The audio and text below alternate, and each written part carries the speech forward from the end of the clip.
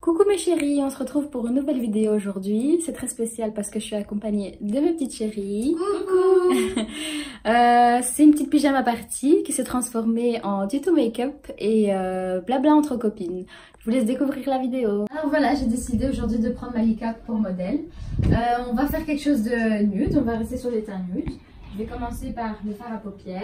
Oh, elle est canon ta palette, tu l'as achetée où? Celle-ci, ouais, je l'ai achetée chez MAC. Elle est trop belle. Mirabelle, t'étais avec moi, non? Ah ouais, je me souviens, c'est cette palette-là? Ouais, c'était avec moi, je me rappelle. Attends, tu te souviens de la vendeuse? Ah ouais. Il s'est passé quoi les filles, dites-moi? La vendeuse, elle était trop hautaine. Donc en fait, on lui parlait. Et la go, elle a décidé de pas nous répondre. Du coup, elle nous répondait pas. Ouais. Et elle s'est prise pour qui en fait? Bah, j'ai pas compris. Non, les filles, en fait, elle n'était pas hautaine. Hein. Son comportement, c'est dû à un biais cognitif qu'on appelle le biais de supériorité illusoire. Elle a dit quoi là? J'ai rien compris. Je sais pas, mais depuis quand tu dis des trucs intelligents, toi? C'est nous. Bah voilà une autre preuve du biais cognitif qu'on appelle le biais de supériorité illusoire. Je vais vous expliquer. Ok, c'est mieux. Je vais donc commencer par vous expliquer qu'est-ce qu'un biais cognitif. C'est un schéma de pensée trompeur et faussement logique. Cette forme de pensée permet à un individu de porter un jugement. Le biais de supériorité illusoire, c'est donc une personne qui surestime ses propres qualités et capacités par rapport aux mêmes qualités et capacités d'une autre personne. Donc Myriam, si je comprends bien, c'est une personne qui se sent supérieure à toutes les autres. Ouais, tout simplement. D'accord, ça va. D'accord. Oui, moi je trouve que c'est n'importe quoi, franchement. Moi perso, toutes les vendeuses que j'ai rencontrées, elles sont toutes comme ça, toutes hautaines, toujours elles te regardent de haut. Ouais, j'avoue, Ah c'est bon? vrai, c'est vrai. Moi aussi, j'ai la même impression. Ouais. Je suppose que vous avez une explication pour ça aussi? Bah du coup les filles, ça me rappelle quelque chose qu'on a vu au cours l'année dernière en philo. C'est le biais de l'erreur de l'attribution de la mémoire. Et en gros ça explique ce que tu viens de donner comme exemple.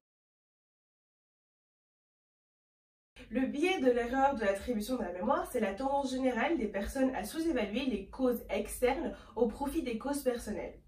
Donc je pense que Asma, ta vendeuse, n'avait pas le temps en fait, et du coup elle est occupée avec les autres clientes et n'a pas forcément le temps de prendre soin de toi personnellement.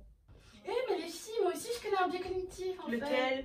C'est l'effet expérimentateur. Dis-nous. En fait, tu vois, Asma, comme toi, tu penses que toutes les vendeuses, elles sont telles. Ouais. C'est dû à ton expérience personnelle qui est due à l'erreur de l'attribution de la mémoire. Attendez, je vous explique Dis-nous. un bon biais. Donc l'effet expérimentateur, c'est un biais qui affecte les résultats d'une expérience ou d'une expérimentation en validant les hypothèses internes de l'expérimentateur. Et ça me rappelle une vidéo, il y avait une expérience en plus, je vais vous la montrer. En fait, elle se prénomme l'expérience de Milgram. Ce sont deux individus qui ont été convoqués, tous les deux d'accord pour aider à l'évolution de la science.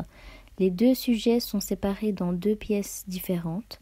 L'un d'entre eux devait retrouver une bonne réponse sur une liste de mots qu'il devait retenir en moins d'1 minute. Ensuite, il était attaché à un bracelet électrique et à chaque mauvaise réponse, il recevait un choc de plus en plus violent.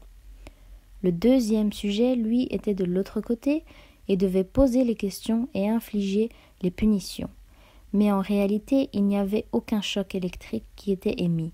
Des cris étaient simplement enregistrés et lui faisaient croire que l'autre sujet était en train d'être torturé. Le but était simplement de savoir jusqu'où son obéissance irait face à ces deux hommes en blouse blanche.